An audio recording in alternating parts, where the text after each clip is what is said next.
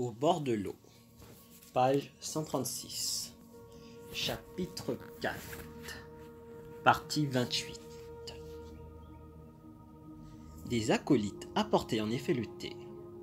Quand ils eurent bu, on ramassa tasse et soucoupe, puis le vénérable délibéra avec le capiscole et le grand chantre à propos de l'ordination du nouveau postulant. Il ordonna au prieur et à l'abbé de faire préparer un repas maigre. Or, le capiscole était allé tenir conseil avec tous les bonzes et disait: « Cet individu n'a nullement l'air de quelqu'un qui veut entrer en religion. Voyez cette paire d'yeux sauvages et féroces. » Les bonzes dirent: « Frère Tourier, va inviter les autres à s'asseoir, pendant que nous allons consulter le vénérable sur ce cas. » Le tourier sortit pour prier le sous-directeur Zhao et Luda de venir s'asseoir dans le hall de réception. Le capiscole et les bonzes, cependant, vinrent présenter leurs doléances au vénérable. « Cet homme, dirent-ils, qui tout à l'heure voulait entrer en religion, a bien mauvaise allure. La mine sinistre, l'air violent et entêté. On ne saurait lui tondre le crâne, de peur de compromettre par la suite la réputation du temple. »«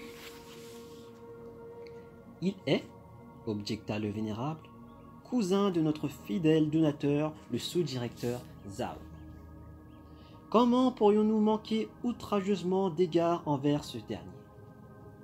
Vous autres, ne vous voyez pas si soupçonneux, et laissez-moi d'abord voir un peu de quoi il s'agit. »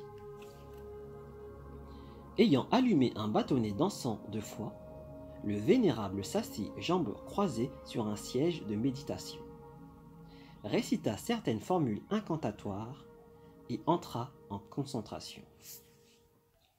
Notes 16 et 17. Zigzang, encens 2 fois. Locution bouddhique. L'encens, offrande traditionnelle, brûlée en toute sincérité de cœur et foi parfaite, atteint la divinité et lui fait connaître les vœux de l'offrant. 17. Ruding, entrée en samadhi, en concentration. Assis dans la posture requise, les yeux fermés, le contemplatif parvient à abolir toute image et pensée profane, à communiquer avec la divinité et à connaître le présent et l'avenir. Fin de note. Ayant allumé un bâtonnet d'encens 2 fois, le vénérable s'assit jambes croisées sur un siège de méditation, récita certaines formules incantatoires et entra en concentration. Quand le bâtonnet fut consommé, il revint à lui et s'adressa au moine. « Qu'on lui rase le crâne et le reçoive sans hésiter comme novice, leur dit-il. Car cet homme, auquel correspond un astre des cieux, a le cœur droit et sincère. Malgré d'occasionnels accès de malignité et malgré une destinée pleine de confusion, il parviendra plus tard à la pureté. Ses progrès dans sa réalisation spirituelle seront hors du commun, et nul d'entre vous ne l'égalera. Souvenez-vous bien de mes paroles, et ne le rejetez ou ne lui faites obstacle. » Le capiscole se dit: « Le vénérable est prévenu en sa faveur, mais nous ne pouvons qu'obéir. Ne nous obstinons pas à lui faire entendre raison, et laissons-lui la responsabilité de ce qui peut arriver. » Le vénérable fit préparer le repas maigre et convia le sous-directeur Zhao et les autres à se réunir dans la grande salle. Quand le repas fut terminé, le prieur fit la facture. Le sous-directeur Zhao prit l'argent nécessaire et envoya quelqu'un acheter le matériel requis, tandis qu'on fabriquait dans le temple les sandales, vêtements et couvre-chefs de bronze, la tunique et des objets de culte.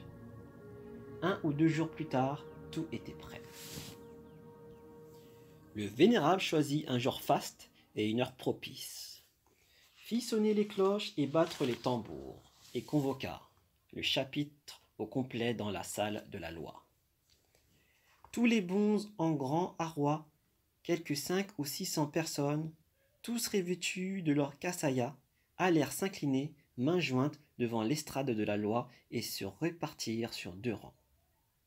Le sous-directeur Zhao prit des lingots d'argent, une garde-robe complète, de l'encens et alla déposer cérémonieusement le tout devant l'estrade, en se prosternant. Après les déclarations et proclamations d'usage, des acolytes conduisirent Luda au pied de l'estrade de la loi. Le grand chantre lui enjoint de se défaire de son turban, puis divisa sa chevelure en 2 tresses qu'il enroula. Le bonze chargé de la tonsure commença par lui raser tous les cheveux et allait faire subir le même sort aux moustaches quand Luda lui dit « Si tu pouvais nous laisser au moins ces quelques poils, ça nous ferait bien plaisir. » À ces mots, les moines ne purent s'empêcher de pouffer. Le vénérable, du haut de l'estrade, les rappela à l'ordre. « Vous tous, écoutez le verset. » Et il psaumotia. Le moine brun ne sera épargné. Les 6 racines d'essence seront rognées. Par la vertu de la tonsure et banni tout désir impur. Note. Ji ou Dje. Verset ou psaume. Hymne psalmodié ou chant liturgique Santrit Gata de formulation bref, 4 vers constituent un Ji. Fin de note. À ces mots, les moines ne purent s'empêcher de pouffer. Le vénérable, du haut de l'estrade, les rappela à l'ordre. « Vous tous, écoutez le verset. » Et il psalmodia. Le moine brun ne sera épargné.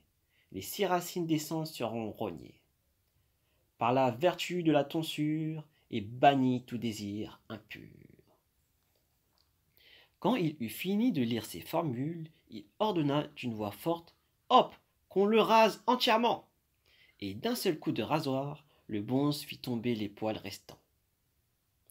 Alors le capistole présenta l'adminature devant l'estrade et pria le vénérable d'octroyer au nouveau moine un nom en la loi.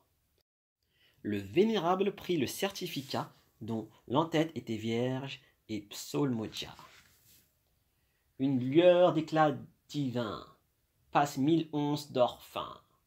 Que la lumière de la loi descende désormais sur toi. Sagesse profonde est le prénom qu'en ce jour nous te conférons. Le vénérable ayant ainsi attribué à Luda son nom de religieux, rendit le certificat.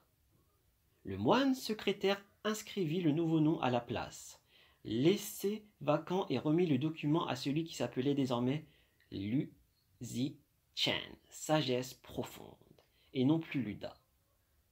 Le vénérable lui accorda les vêtements et la tunique de bonze, en lui enjoignant de s'en vêtir. Le prieur amena ensuite Li Chi Zi Zeng devant l'estrade de la loi. Le vénérable lui imposa les mains en prononçant « Premièrement, tu prendras refuge en Bouddha. Deuxièmement, tu prendras refuge en la vraie loi et l'honoreras. Troisièmement, tu prendras refuge en la communauté des bonzes et les respecteras. Tels sont les 3 refuges, Senkyo. Quant aux 5 interdits, Wuji, les voici. 1. Ne pas tuer d'êtres vivants. 2. Ne pas voler. 3. Ne pas forniquer. 4. Ne pas boire de l'alcool. 5. Ne pas mentir. Sagesse profonde, ignorant qu'à chacun de ces commandements, il devait, près de l'autel d'ordination, répondre soit Neng, je le puis, ou Fou, je ne le ferai. Il lança en revanche un sonore « On s'en souviendra » qui provoqua derechef le faux rire des moines. Quand la cérémonie d'injonction fut finie, le sous-directeur Zhao pria le chapitre d'aller s'asseoir dans la salle des nuages, où il fit brûler de l'encens et offrir à chacun un repas maigre.